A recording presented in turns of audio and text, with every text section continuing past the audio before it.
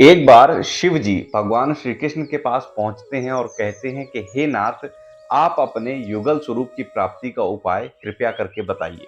तब भगवान श्री कृष्ण कहते हैं कि जो कोई हम दोनों के शरणागत हो करके गोपी भाव के साथ हमारी उपासना करता है, उन्हें ही यह युगल स्वरूप की प्राप्ति होती है, अन्य किसी को नहीं। अब सवाल ये उठता है कि गोपी भाव आखिर है क्या और श्री राधिका जी की कृपा जो है कैसे प्राप्त हो सकती। तो इसके लिए आपको वीडियो में शुरुआत से लेकर अंत तक बने रहना।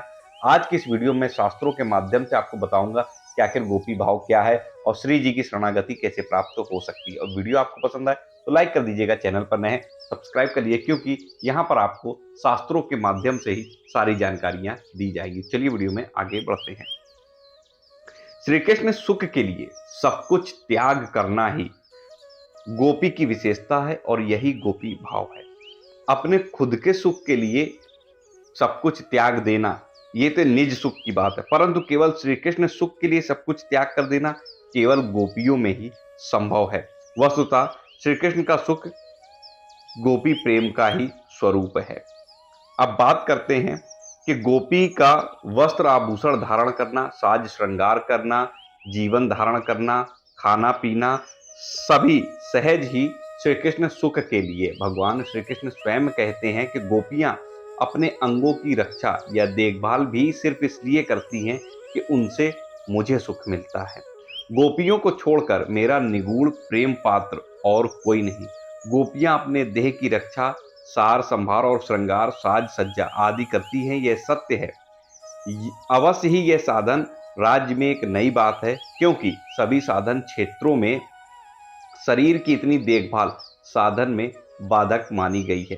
लेकिन सभी देह को तुच्छ समझकर इस देह की सेवा को छोड़ देने की सम्मति देते हैं। यह अनोखी प्रणाली तो गोपी भाव की ही है, जिसमें देह की सेवा भी भजन में सहायक होती है।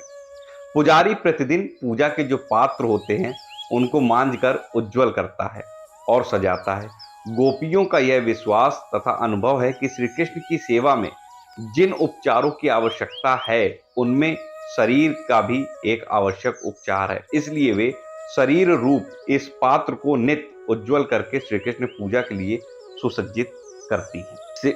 यह शरीर सेवा श्री कृष्ण सेवा के लिए ही है, अतः यह भी एक परम साधन है प्रेम लक्षण का।